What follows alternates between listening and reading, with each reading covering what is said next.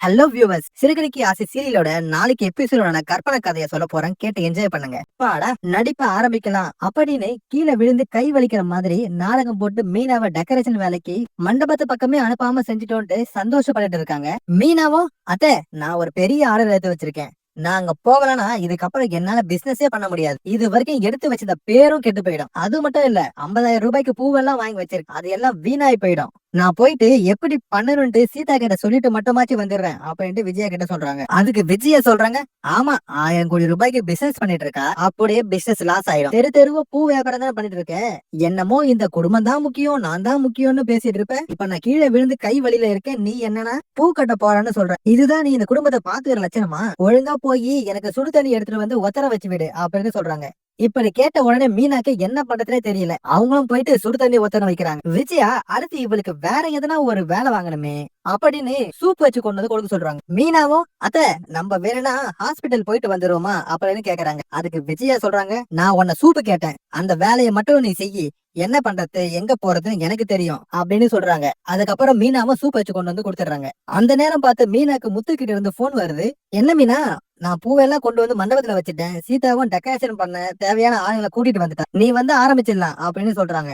அப்பதான் மீனா சொல்றாங்க, என்னால வர முடியாது போலங்க, அத்தை கீழே விழுந்துட்டாங்க, அவங்களுக்கு கை வலிக்குதுன்ட்டு சுடுதண்ணி ஒத்தரம் சூப் வச்சுதான் கொடுக்க சொல்றாங்க, டாக்டர் கிட்ட போயிட்டு வரலான்னு கேட்டா அதெல்லாம் தேவையில்லை, ரெஸ்ட் எடுத்தா சரியா போயிடுன்ட்டு சொல்லிட்டு வீட்டுல யாரும் இல்ல, நீ என் கூடவே இருன்னு சொல்றாங்க.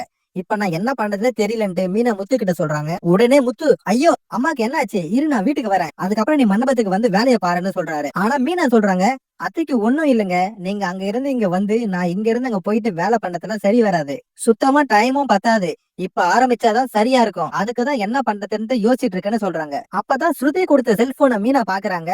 ஏங்க, எனக்கு ஒரு யோசனை தோணுது, நான் உங்களுக்கு வீடியோ கால் பண்றேன், நீங்க அத அங்க இருக்க டிவில கனெக்ட் பண்ணுங்க, சீதாவும் மத்தவங்களும் நான் சொல்ற போல டெக்கரேஷன் பண்ண சொல்லுங்க அப்படின்னு மீனா முத்துக்கு வீடியோ கால் பண்ணி டெக்கரேஷன் வேலையை முடிச்சிடுறாங்க. மண்டபத்துல இருந்து டெக்கரேஷன் வேலையெல்லாம் முடிச்சிட்டு முத்து வெளியே வராரு. அப்போ மண்டபத்துக்கு வெளியே கார்ல சிந்தாமணி அவங்களோட ஆளோட வெயிட் பண்ணிட்டு இருக்காங்க. அதை பார்த்ததும் அவங்க கிட்ட போயிட்டு, என்ன மேடம் இந்த பக்கம் வந்திருக்கீங்க, உங்களுக்கு ஞாபகம் வர்றது எதனா இருக்கா, ஏன்னா இந்த மண்டபத்தோட ஆர்டரை இன்னைக்கு என் பொண்டாட்டி மீனா எடுத்து வச்சிருக்கா, ஆனா நீங்க வந்து வெயிட் பண்ணிட்டு இருக்கீங்கன்னு கேக்குறாரு. அதுக்கு சிந்தாமணி சொல்றாங்க, இந்த மண்டபத்தோட டெக்கரேஷன் ஆர்டரை உன் பொண்டாட்டி எடுத்திருக்கா, ஆனா அதை பண்றதுக்கு முதல்ல உன் பொண்டாட்டி இங்க வந்திருக்காளா, அவ வந்தாதானே டெக்கரேஷன் பண்ண முடியும் அப்படின்னு சொல்றாங்க. இதை கேட்டதும் முத்துக்கு சந்தேகம் வந்துட்டு, மீனா இங்க வராத விஷயம் நமக்கு தான் தெரியும், ஆனா இவங்க எப்படி மீனா இங்க வரலன்னு தெரிஞ்சுக்கிட்டாங்கன்னு யோசிக்கிறாரு. முத்து சொல்றாரு, மீனா இங்க வரலன்னு யார் சொன்னா, மீனா இங்க வந்து டெக்கரேஷன் வேலையை முடிச்சிட்டு வீட்டுக்கே போயிட்டா, நம்பலனா நீங்க உள்ள போய் பாருங்க, டெக்கரேஷன் வேலையெல்லாம் முடிஞ்சிருக்கும் அப்படின்ட்டு சும்மா அடிச்சு விடுறாரு. உள்ள போய் பார்த்த சிந்தாமணி அதிர்ச்சியில ஆடி போயிட்டாங்க. ஆமா டெக்கரேஷன் வேலை முடிஞ்சிருக்கு, இந்த விஜய கிட்ட நான் மீனாவை வெளியே விடக்கூடாதுன்னு சொல்லி இருந்தேன், அப்புறம் எப்படி மீனா வந்தான்ட்டு